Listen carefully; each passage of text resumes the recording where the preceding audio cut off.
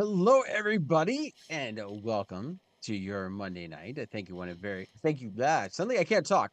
Thank you so very much for coming and joining John and myself. We are Sans Cubby tonight. We are. Cubby's doing some So family things tonight. When you're Papa, things pop up and you got to do it. So we're so hopefully Cubby will get everything all taken care of and be ready for next week with us. so that just means that when we have a question tonight and we're posing it back and forth with the two of us, that those of you in the chat room are just going to have to answer and pretend that you're Cubby. and And give, pretend that your pup's sitting behind you and you're giving us the best answer that you possibly can.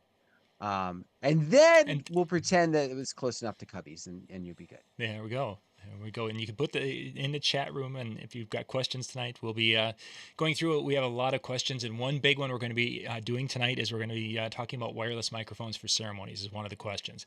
And this one, I brought props, Dan. Done. Like photo booth props? Like, are we gonna have some signs and some funny No. hats? Well, okay. Oh, So here's just a sneak peek of one of the props. yeah. You hear the wind noise? No. Oh, come on. You got to be able to hear the wind noise coming across. No. I can hear it in my ears. Anyway, I brought a fan along Okay. because I want that wind noise in the ceremony microphone discussion. So I'm so disappointed you Good to know. couldn't hear the wind noise. Zoom must have just knocked it out, I suppose. Zoom does do that so that there is a setting. What is it? Original musician or something like that. Um, there's a setting you might need to adjust Okay, so or let's just for those of you who are uh, let's go to low, and we're gonna just try it one more time because I want to make sure that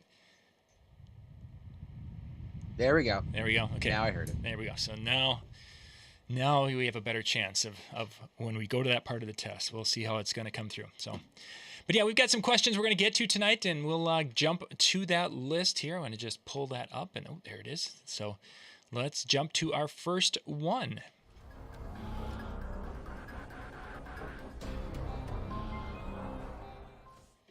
So, Dan, the first question tonight, someone had posted and wondering if other DJs had run into a venue that said basically that they would not serve alcohol to vendors. If they've run into that, and if so, how whatever how did it make you feel, whatever. We're not going to go into that part of it too much, but have you ever run into a venue that had a policy pro or con when it came to alcohol and vendors? I'll tell you, you had asked me that 3 months ago, and I would said no. But there is one nearby to us that this was kind of interesting. So they have a sheet that they ask the couples to give to their vendors, and right on there is that you will not partake in any alcohol while you are on their property. So Nice. it was interesting because they don't serve, right? It's just it's a venue that basically is housing everything. It's a third party that's brought in to do the alcohol serving. So it's interesting that it's even somewhat on their sheet. Mm-hmm. Like, I don't have a problem with the policy, but it's just like, it's not like one of their staff is the one that's serving it. Their staff is just doing like coordinating, and that's it. So, That's but interesting. Yeah. it's there. I've never run into it myself from that standpoint. I have heard the horror stories from the venue staff when you're talking to them, and they would be like, "You should have seen last week's DJ. That guy was up at the bar, and it was open bar, and he sucked down somebody. He was so drunk he couldn't do." We've heard those stories time and time again, and I think that's why exactly why you saw that, and why this person that posted it saw that. I think though the part of it we need to kind of drift back to is the idea of um, when we go out and we're performing, we're kind of working. And is there any other job that you can think of beyond maybe Freedom Williams when he's singing and drinking his quart of whiskey? That was a Mobile Beat reference. He did that literally. He was so plowed by about 2/3 of the way through the show. I don't even know if he was singing anymore. But is there any other job out there where you can actually go and drink while on duty? Here is where I'm going to go with that, and I'm going to say yes. and it's your entertainers. It's your comedians, Yeah. your rock stars, your people that are doing those types of things where it suddenly becomes, I guess we'll say, accepted that they're on stage and they're drinking while they're doing it. No, not everybody partakes in that, right? But I've seen Ron White, always Yeah. had like whatever it was that he had in there, and so there, there's different comedians that we're familiar with that have done that. But any anything on that other side of that, any professional type of position, I can't think of a single one where it's suddenly accepted. Um, other than that entertainer, which might be why people think it's okay. And I wonder. You said it's accepted, and I think in some areas it's expected because I've been to comedy shows in some of these small towns, and they have no idea if the comedian drinks or doesn't drink, and all of a sudden there's 10 shots that go flying up to the stage, and I've thought to myself the very first time, it's like that's kind of they don't know if this person is a is a recovering alcoholic, and where they are in their life, and just all of a sudden send up shots like that. That's really really gutsy and potentially very very offensive to the wrong person or right person. So I would also go a step further within this kind of idea is that there's very few professions where ev- I don't want to say everybody, but a large majority of the people around that profession are having drinks and the person's not. Outside of maybe a bartender or a server in a restaurant, right. you know, that's obviously a little bit different too. But again, I think that's why some people think, well, everybody else is like, of course that means that I get to.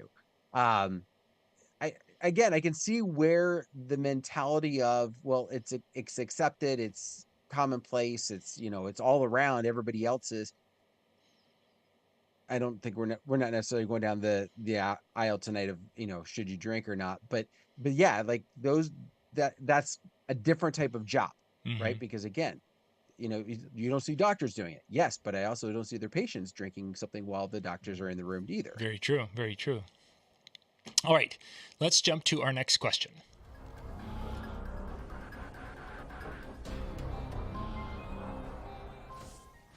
So our next question about was from a DJ who was wondering, dance floor was full, had the things that were going, everyone was having a great time, and the bride came up and wanted a song played that was basically going to be a song that would probably clear the dance floor completely. And the DJ was kind of lamenting, was asking, do you play that song and knowing it's going to clear the floor and make you look bad, or what? How do you handle that situation? How do you handle that situation, Dan? So the first thing that I would ask when she comes up, and first off, this has to be somebody, it has to be the couple coming up. This is not, the bridesmaid who said that the bride said to play. No, Right. I want to hear from her. But when they come up, okay, is this a song that, this is not a very danceable song. Are you aware of that? Oh, we can dance to it. Really? Because I don't necessarily know if that's possible. And then the next question, I'd be like, does this? I'm not going to like go into 30,000 questions here, but I'm going to kind of make sure that she understands what the possible ramifications of me playing this non-danceable song are. And once we're past that, special shout out for Susie and her friends who love this song. And There I you think go.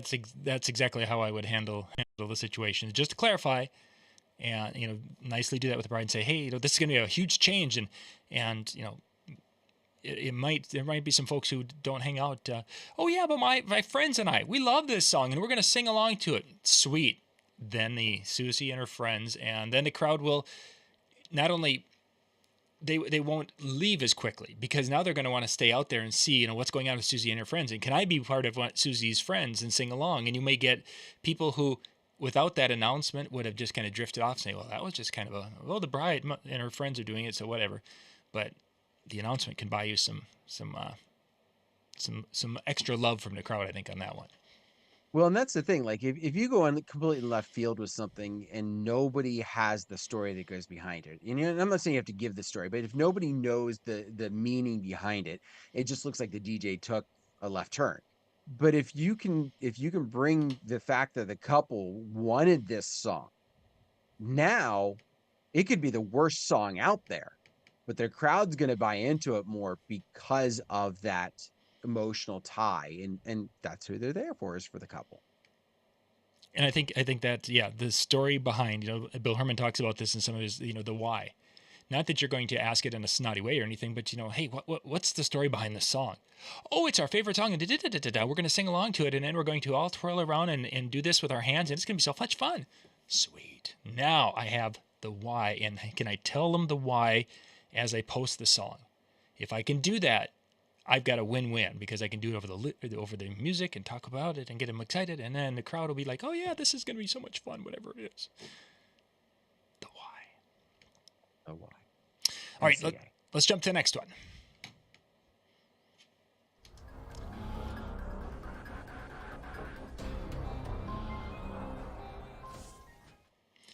So the inverters, Rachel's done videos on it. I've done videos. A lot of people have done some videos on these battery powered inverters. And the Jackery, of course, is the one that we've done the most on, because it's one of the most popular.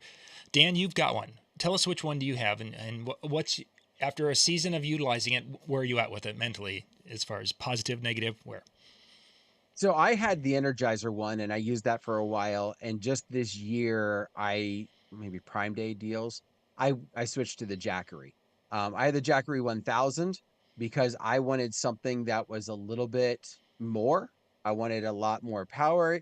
What the Energizer one was good, but I was like, it would last me 3 hours, and I was starting to get nervous when I'd have, okay, I do my test, and then we have Prelude, and then I got a really long-winded officiant. It was cutting it too close. Yeah, So that led to, when I bought the Jackery, I didn't go for the 500, because that would have only given me a little bit more than what I was getting with the Energizer one. right. Go up to the 1000. Now I don't even drop 10% in all of that I've just done. So it gives me a lot. And then one of my friends local, Eric Stoner, he was like, hey, pick up the 1000, because if you have something where your photo booth goes down, it can also power your photo booth. Yep. And I'm like, done. Like, now I've got a backup for that. I can breathe a little bit easier throughout the night. One of the things I like about the Jackery, specifically the 1000 that you're talking about, Dan, is that you can literally plug that in. I've got a battery backup over here, which most people do. You could literally plug that in as a battery backup, because it has pass-through power that will power your computer system and such. And then if the power goes out, the battery's working, and you've got this huge. So ideally, it would be plugged in right ahead. Now, it's not in my system plugged in that way, because I used it last weekend, and it's still in a truck. Doesn't do you any good, John, if it's not plugged in. Yeah, that's for sure. Now, with that being said, this will be the first time you're going to hear me say this, and I have to say that I would be questioning buying a Jackery right now. And the reason for it, and this is from a guy who just bought the 2000, Jackery 2000, but it's the Pro version. The reason is our Jackery 1000, which I own, and a Jackery 300, which I own, have got a lithium battery in there that has a life cycle of about 500 charge and discharge, complete discharge, complete charge. When you do proportions of that, that doesn't quite count to the full, but I mean, it's a 500 cycle. The Jackery Pro has a 2000 cycle life expectancy. Now, what you're going to be seeing coming out here in the next month and two is batteries that are using the lithium iron phosphate, or lithium. It's the Li, and then there's an iron, and there's some other things. But basically, they're changing the mechanism. And if you go to that link in the chat below, in the description of the video, there's a link to Firman, Firman. That is what the new technology that's coming out. And you're going to see literally two today. Two different companies sent me things saying, hey, we've got our new thing with the new battery, and it's got 5,000, 4,000. One had 10,000 duty cycle for 10,000 charges and discharges. Those batteries are going to be coming out. So the Jackery stuff, I think you're going to see the price go down. I would be surprised on Black Friday if that we're going to see things. The thousands are going to be sold maybe as much as half of what Dan and I paid for them. I can't be too bent out of shape about it, because that Jackery, it's paid for itself with ceremony. This past weekend, I was at a place where they had an air wall, and I needed to have sound coming off that air wall, because there was a DJ on the other side of the air wall. So I needed a speaker there to be able to fire back at me. Jackery, speaker, coming back, and the people at that end of the room could hear the microphones and all the cocktail.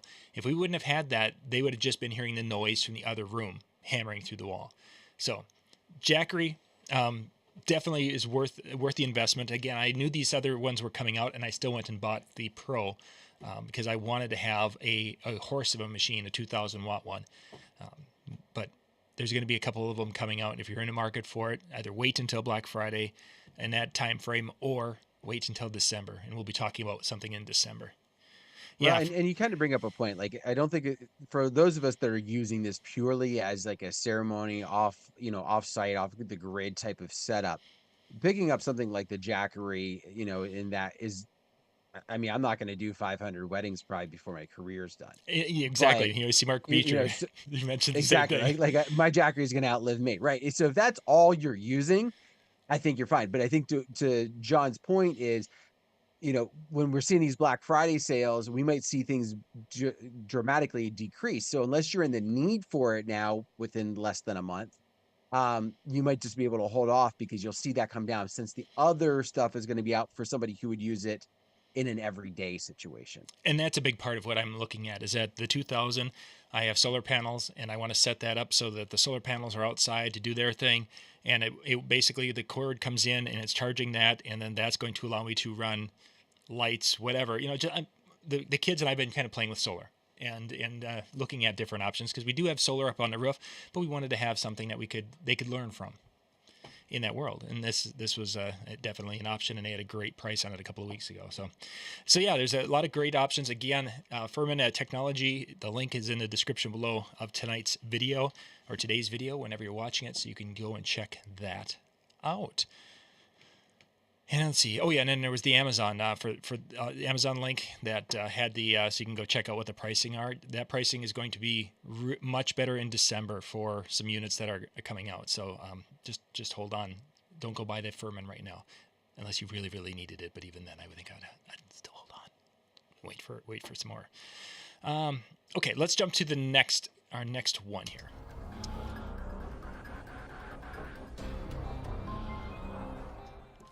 So next question came about as someone is trying to get in touch with a bride. I saw a couple of different posts on that today.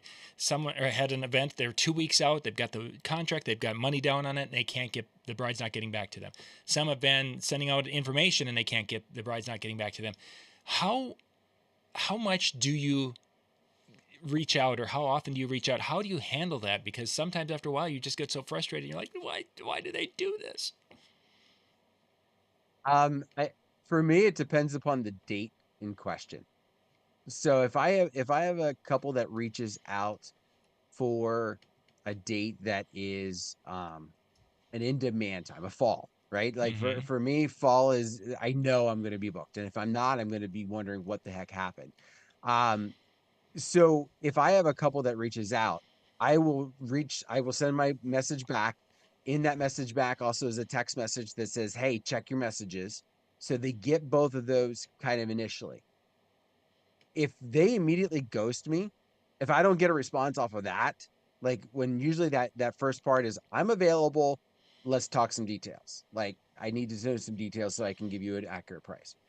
If I could ghost immediately, I'll wait maybe a week. I'll contact them again. If I don't hear anything, see ya. But if I start having a back and forth and then they drop off, I usually wait about a week, kind of same idea. I will then send it. I will then send another message. And if I don't hear anything, they're gone. Now, you give me a date that's not as in demand, like a middle of July or a March type of event.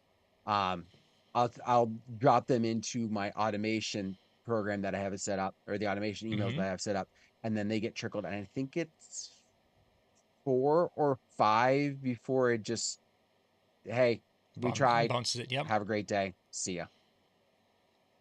Yeah, I think there's a couple of different the pre-booking in that, depending upon the day, very very similar to that. But when it gets to the point of the actual when they're booked and you're trying to get a hold of them, it'll you get a month out, and if I haven't had contact with them or I haven't heard anything from them, then we start the email phone call, text message, that kind of and then if I'm not hearing anything after 2 weeks of that, and I'm getting within 2 weeks of the event, and this has happened, now I'm calling venue and talking to venue and trying to track down other family members as I'm still trying to contact them through their methodologies.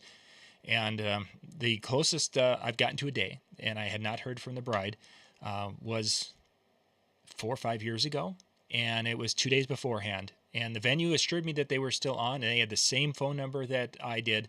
And the bride had come in and talked to them and said that everything was there, and she was looking forward to me performing for her. But I just never. And then 2 days beforehand, she's calling. She goes, "Hey, John, I just want to run through and get our songs and such ready for Saturday night. We're good to go." She was just that type of planner.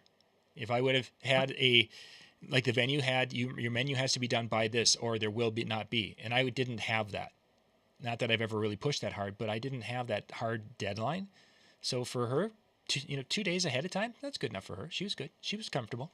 So it's like, okay, so I'm being, in that case, it was more me being uncomfortable about it. And once we were done, it's like, okay, we're good. We went and had a good time. But yeah, it was like 48 hours ahead of time, and I'm just like, I don't know if I have a wedding this weekend or not. Do I? I don't know. She paid money down, but I don't know. And I think that, first off, that's a different side. So I was all talking about the Free side. before they ever even Yep. book you type of thing. But for the couple that is doing the planning portion, and this is one of the reasons also that I like to do it 2 months in advance. Right. That gives me a good chunk of time. And I tell them, like, listen, we're going to be meeting 2 months before your day. Sure. Um, because then it gives me that time. But Mm-hmm. I think one of the things that's really starting to happen with a lot of our couples, and why we're seeing this more and more, where we're not getting things until kind of last minute, is because they think that last minute we can just put it all together, right? Like, how is it difficult for you to have my songs? You just put them in Spotify, right? Like I can give you my playlist right here, and you just take that and you use it. Whether you play off of that or not, even if you use the playlist that they gave you to play from, there's still an organization piece that they don't comprehend. Mm-hmm. And I think for some, I'm not saying for all, but for some, if you're running into having this scenario a lot, I would wonder how much communication you have with your couples during the process. Sure. Right?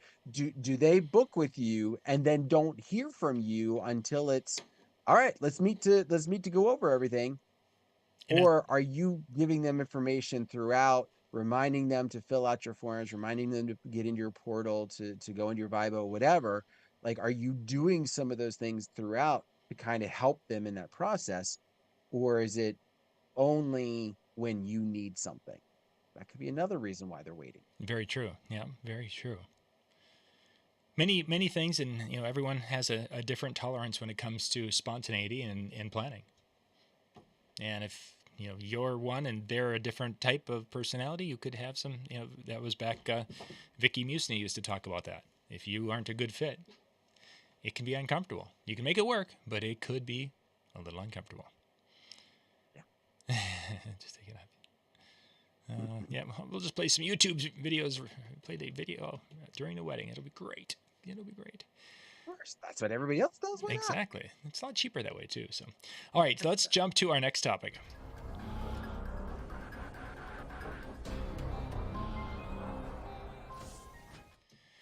All right, so Dan, let's jump into ceremony microphone options here. Because a lot of people have been asking about the DJI and the some of those. Comica has one, but basically what they are talking about is this is the Rode version. It is the Rode Wireless Go Pro. I also have the Wireless Go 2. We use those both at a trade show that we just covered down in Louisville 2 weeks ago.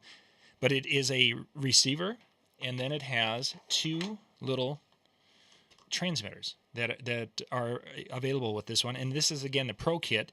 So it comes with the little charging thing where it's got the battery in there. You put them in there and they go crazy. And then it has an additional one. It has a bunch of cables. Now the cool cable that's in this little kit is where's the lav? Come on, lav. Somewhere in here. is the little lav microphones that are in this little kit. I haven't even used these lav microphones yet because we use this as an interview. The reason I would not use this for ceremony, just to put this out there right away, is first off, you'll see in a second, I'm going to show you what I think is a better option for it. Secondly, is that these are transmitting on a 2.4 gigahertz frequency, which is the same as Wi-Fi in pretty much everywhere. There are times when you can go and you do a search on the 2.4 band and you'll see 25 different Wi-Fi hotspots that are out there. We just finished a trade show in Louisville in the convention center where there's a lot of stuff going on, and we didn't have a problem with dropouts with this system or the wireless to go to. So they would be the same technology in the Rode and or not the Rode, but the Comica and the DJI. So yes, you're going to probably have a chance of being fine. That's another point. That we'll just leave it go. Leave it go. The little units, though, I want to see. There we go. You can see there's a little microphone. That microphone, they have a little windscreens and such that can pop onto there. I'm not going to put those on because they're in that bag and they're all sealed up. But I want to. That's just a second. Dan, have you ever played with these, by the way, or a version of these? I have not. Okay, they're actually really cool because I didn't bring it out tonight, but there's a handheld, a plastic handheld and a foam, and you can slide this into the handheld and put the foam on it, and it becomes an interview mic. And that's what we were using. And that's what I kind of showed you with that Pioneer video. And it was absolutely fabulous at the trade show. So what I'm going to do, if everything's working right, I don't know if you can you hear? It's real faint. Real faint. That is one of the problems with this particular system, is that because it is not a pro or not a professional thing, I basically have it boosted as much as possible, but it doesn't have the sound. So now if I come in and talk to it, you can hear me. Yeah, much better. It was almost like it was way too far away. Yeah, and this is one of the reasons we went to the handheld, the microphone, is then you could hold it right here, and it worked pretty well. But now you're hearing pops in audio. With the lav, actually, you know what I'm going to do? I'm just going to open this up. Just do it. Yeah. Just go ahead and do it. We'll mute that microphone and do it. This is why we did it early, because then we've got more time. And I just went back to the studio mic for those of you who are like, hey, it sounds great now. Well, there's a reason why. We're talking a much more expensive microphone. Okay, a little papery thing. So now when it comes to the Rode stuff for just the doing some things with the cell phones and such, when we were doing the labs with that, those little Rode that tip ring sleeve were just an absolute fabulous mic that Rode made, and then we get that inverter, and then we could use them with the iPhones. I absolutely loved their system. They've got some pretty snifty things out there. So this would have been great to have earlier. Okay, so there's a little windscreen, and there's a clip. And I'm sorry this isn't the most stunning video for those of you out there watching it, but I'm hoping that by the time we get it done, this will be more telling. Okay, so that mic is muted. Stream is messy. Twitch stream is messy. Oh, Twitch stream. Okay, thanks. Yeah, we don't care about that. We're on YouTube. Yeah. Go over to YouTube. If you're watching us on Twitch, just go over to YouTube. Yep, okay. Yeah, so it's like, no, everything's looking really good. Okay, so now that was muted. Mm-hmm. Nope, nothing. Nada. Nope. Can I sing? No, because then we would lose all 8 of you that are still watching John do this. Singing is not an option for me. So I'm seeing it bounce here. Oh, now we're here. Now we're hearing you. So am I right here? Yeah, there it is. Yeah, there you go. So this is for a camera. Now for a camera, if it was just me and it was a second person and we didn't have, trying to do it and boost it to go to Zoom, this is functional. It's not perfect, but it's functional. And it's a little bit better than if I was just using the pack itself. This has a little bit better pickup. So now, the wind. Can you hear the wind on the lav?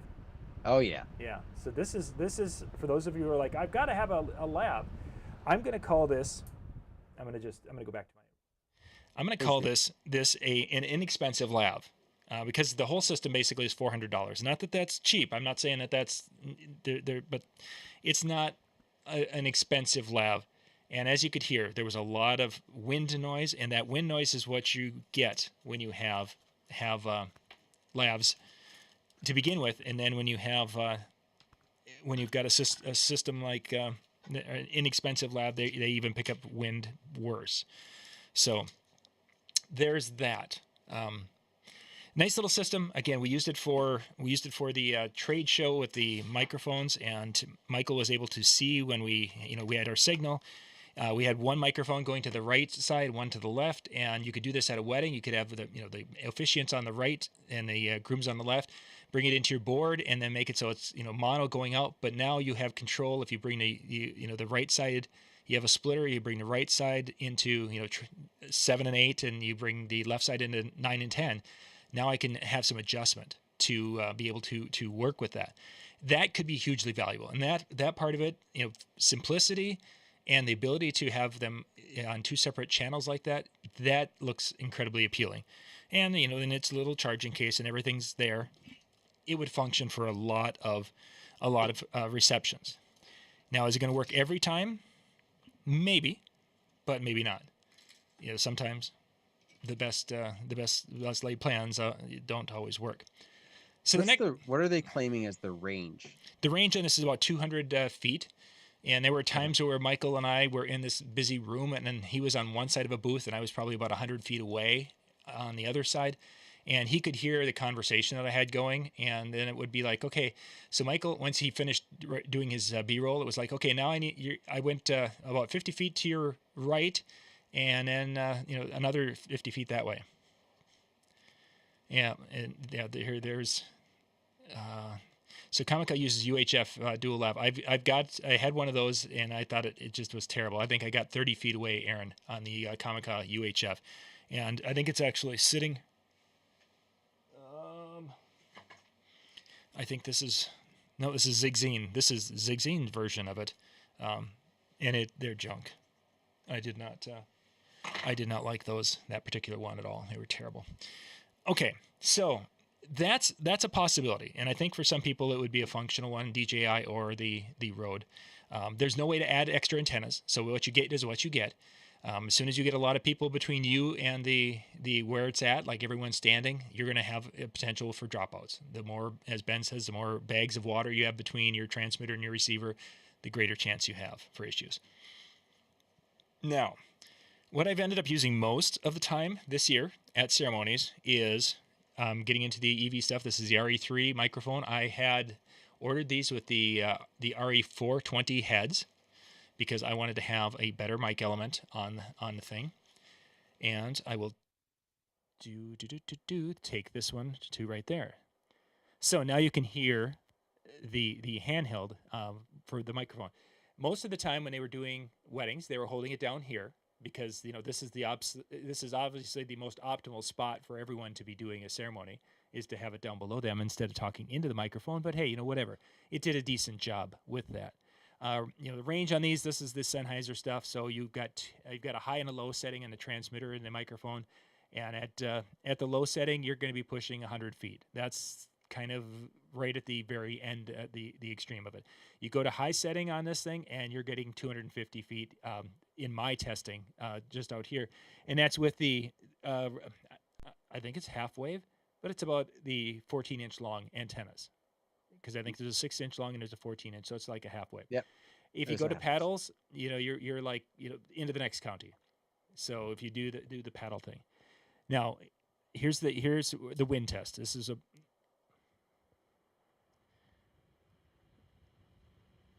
Okay. Yeah, I was gonna say, take off your cheater foam. Take off your cheater foam. So now you should be. Now can you hear a little? Yeah. Okay, so there you get an idea of what what this can do. The foam, and I keep the foam on this. I change it after every show. Um, Actually, I had to order some more. But anyway, I change the foam out, and I keep the foam on it for the ones that other people use, because not only does it keep it cleaner, it the wind issue, and then if they drop it like I just did before the show started, it's a little more protection on it. Okay, let's go back to the big microphone, and we'll shut this one off. And we have one more, but this was used at virtually every wedding except the ceremony at the very last ceremony, which was a Christian and Jewish celebration. And that one, the rabbi wanted a handheld, because the rabbi, when he was doing some of the Hebrew chants, was into the mic. Oh my gosh, he had a voice. He just a very incredibly strong voice. And then the officiant, Pastor Grandpa Terry, he wanted to have the lav, so he ended up having this little guy, which is a little countryman lav, and it is into the RE3 pack. And I bought the handheld with the original receiver, and then I had to buy these things separately, and I ended up buying 2 of those. So I have 2 packs and 2 of the lavs, and we'll just clip that on. It's much more difficult than I would think. Let's check Hey, am I there? No, I'm not. Nope. There's this thing called a mute. The little device has a mute button on it. Right there. And if you, yeah. So now what you're hearing more room noise with this one, because this is an omnidirectional microphone. It worked really well for the ceremony from the standpoint that Grandpa Terry was up there, and he was going to have them say their vows, or do the repeat after me things. And it picked up them as well as he. So I didn't have to have a second microphone for that, and everyone was able to hear them very, very well. You're also hearing right now my little electric heater on the floor. So that becomes, there's just more potential for noise. And that means that if I go here, the wind noise comes through. Now, this is a pretty strong wind.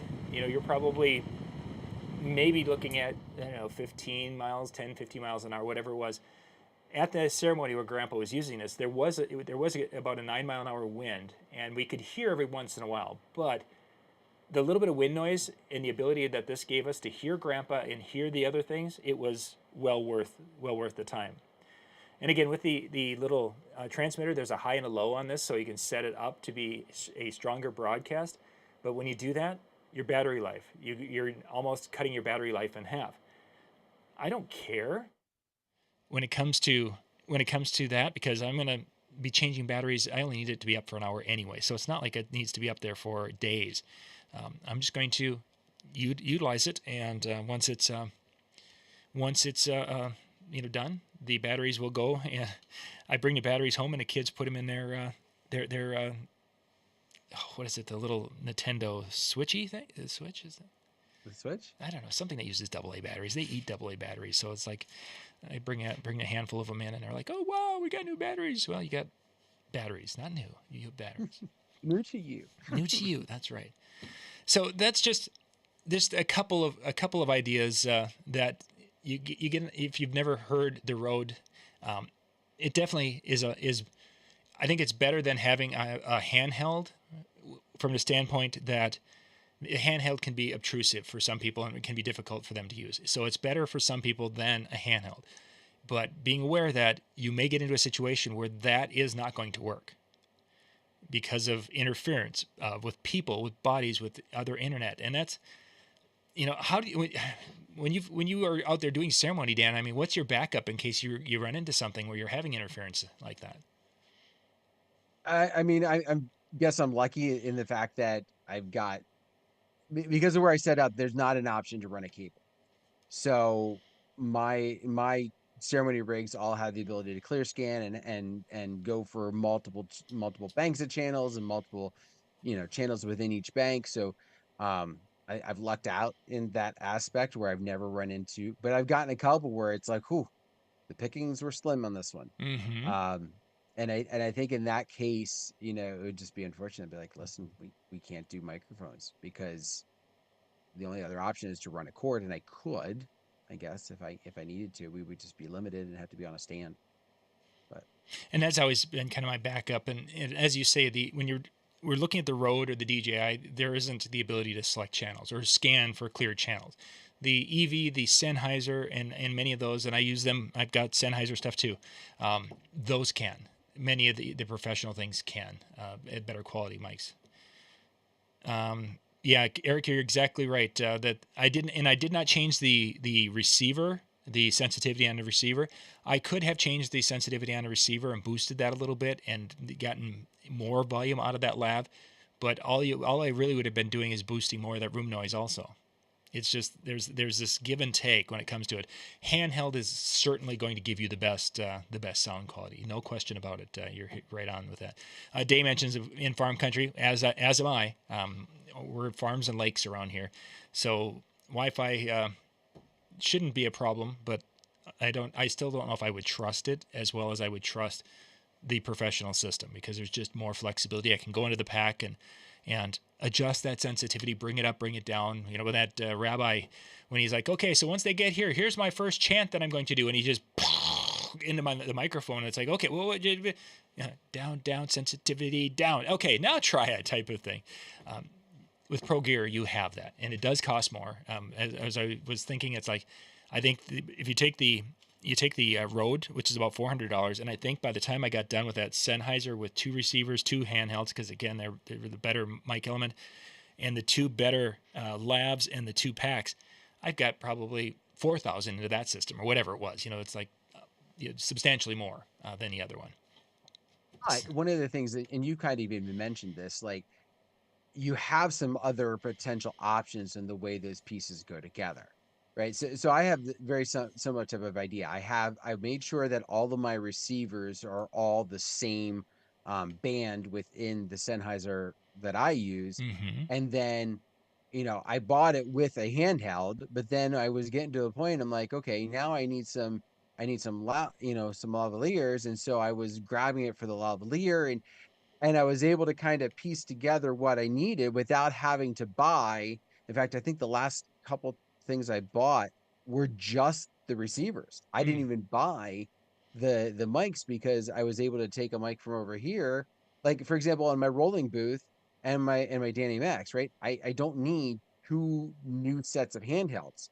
I can use the same handheld. I just needed different receivers Receivers, because yeah, of what they're installed in. yeah, for sure. So you kind of have some of that flexibility.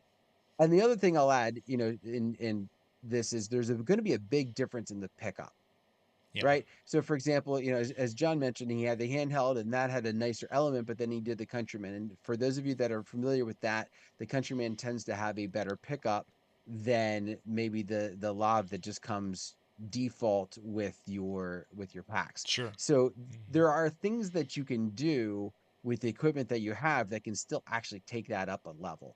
Oh, very Um, much so. t- Yeah. so kind of keep that in mind. Like if you're like, oh, I need to do this to get that, not necessarily. You might have some of the pieces and just have to kind of add to it. Very much so, yeah, yeah, and that's where someone, talking to someone like Ben would be beneficial, because he's going to be able to say, oh, well, you bought this EV mic system. You don't have to buy the whole thing. You can just go and buy this, and you'll be great. That's very, very, very, very possible. All right, let's try to get one more question in here if we can.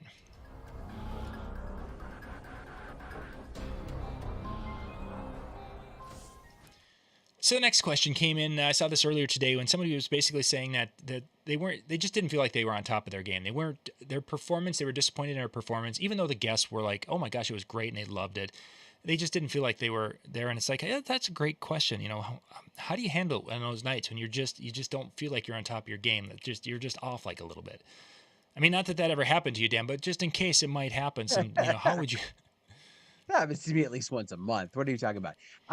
It's just one of those things where you we're always our worst critic, I think is where it comes down to, right? So when we see those types of moments, what the event may have been capable of. And there's a lot of things that can lead to those differences. So for me, if a crowd isn't responding the way I expected them to, whether it was from a conversation with a couple or whether it is just from my reading of a room, and they just weren't responding quite the same way, I start kind of second guessing myself and what could I have done differently. So a lot of a lot of that piece comes to then self-reflection. However, and I'm very appreciative of my wife because when I get home, one of the things that she'll ask or the next morning, she'll be like, "How was the wedding?" Well, I don't know. It's like I felt like, it was Mm-hmm. there, but it wasn't. And she without fail, was the couple happy? Well, yeah, they were ecstatic and they gave me big hugs. Then what the heck are you worried about? What a brilliant question. Yeah, because that really is what it's all about. And if they're happy, we shouldn't be beating ourselves up like we typically do. What about you? When I've had nights like that, where it just the mixes aren't, you just feel like you're like a half a beat off or something. Just it's kind of a step back to try to, okay, so maybe I just need to be simpler. I'm not going to try to be trying to do these really more intricate dropping beats and trying to get things lined up and such. Maybe I just have to go and do something a little simpler. Maybe even my announcements. Some nights you just are tongue tied. It doesn't matter what's going on. You just seem like you turn the microphone on and it's like it's all that's coming out of your mouth. Then it goes, let's go take it back to my earlier days when I was first making announcements, where literally I would go, okay, I'm going to turn the microphone on. I'm going to be saying, okay, now we're going to be doing this, this, this, and this. And I had it all basically covered instead of just opening a microphone, knowing I wanted to talk about this topic. I would basically kind of script out in my head what I'm going to talk about, going back to a simpler way of doing it, simplifying the process, and then hopefully things will start to click again, and then a person can move on. There's some nights though that it's because, as Dan mentioned, the crowd is just I'm not feeling what I was expecting from the crowd, I think, is the biggest thing. And I start to think it might be me, and it really wasn't, because they were going to do what they wanted to do and they were having a good time, and how they have a good time. It's just my expectations were not correct. So you just learn after a period of time to do as Dan's wife had said, and basically it's like, hey, did they have a good time? Did they enjoy it? Were they bebopping off to the side when they weren't dancing? Were they singing along? Were they when they left the things with their smiles on faces because they were having such a good time? That's the ultimate judge. What we should be using to judge, as opposed to did I feel good? If the DJ didn't feel good, that must mean it's bad. No. Sometimes even in the event, having that reset. Let's assume for a second the couple is good with some slow songs and wants you to is okay with you dropping that in. Just taking a moment to play a slow song and just kind of step back, deep breath, and then go back in. I've even done a couple times where like I almost need like just a kind of a moment away from just the like in my head, right? Because I'm basically between the two speakers, and Right. so even though I've got it set so it's not blowing my ears out, I'm still hitting it. So sometimes what I'll do is I'll put on a longer song and then I'll step out of the room, Yeah. this or out of where I'm at for the second, and just kind of get away.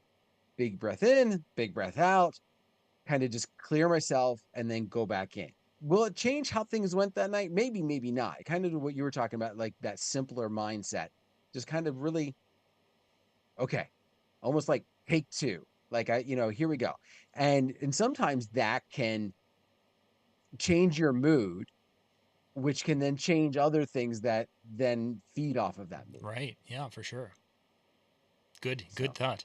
And ultimately, I mean, the complete foolproof way to really kind of reset and bring that crowd back to the dance floor and get people just really to party and have a good time is to reach into your music catalog and pull out a song that people will love, and they'll just go from there. It'll be great. I thought I was gonna have to take a drink, John. I thought I was gonna have to I do don't it. know what you're talking about. I really don't know what you're talking about. I don't know. Dan, we got to wrap things up here.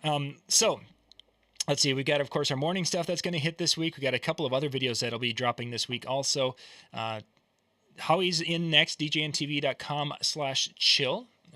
I'll put that link into the chat. What you guys do is you head out there, and it's the chill room where everyone just hangs out. Howie and a crew will record, and then And then after that, then they open it up, and it's a Zoom room. You guys can just talk and hang out and have a good time with that. Tomorrow night at 10 o'clock Eastern, it will be the Tuesday Night Music Show. The Brian and Jay and a crew, they do the same thing, and in the chill room, djntv.com/chill. Have some fun there. Tomorrow night, ahead of that, at 9 o'clock Eastern, will be the third Big Daddy show. He'll be coming to us tomorrow night. And then next week, you're going to get a Tuesday night double header. You're going to have, you'll have 25 minutes of Big Daddy at 9 o'clock Eastern. Then at 9:30 Eastern, it will be Tuesday Night with Ben Stowe coming back for our, let's see, we started in 2014. So would this be the 9th season? Probably, I suppose. We started in 2014. Right? Yeah. Should be the 10th season. Somewhere in that ballpark. Depending on how you view seasons. Yeah, how we did it. Yeah, but anyway, so we'll be starting that up in November, and that will be next Tuesday night. And yeah, we've got some. Basically, I have some questions that I've been saving for my summer weddings, and I'm going to unleash those on Ben next Tuesday night. So there's a couple of them that I'm really kind of excited to get the answers on those, because I've intentionally not asked Ben the question, even though it was something that did affect my show. I found a workaround, but I don't want to have a workaround. I want to know why, and that'll be next Tuesday night at 9:30 Eastern with the first Tuesday night with Ben Stowe. Okay. A captive audience. Yeah, it should be fun. Should be fun. But yeah, I think we're good. Take us home, Dan. All right. Well, thank you very much for joining us tonight. Hopefully we answered your questions, or we probably gave you 12 more. But either way, we do appreciate you and everybody who is chiming in on the chat as well. Have yourself a wonderful night, and we'll see you all next time. Bye, everybody.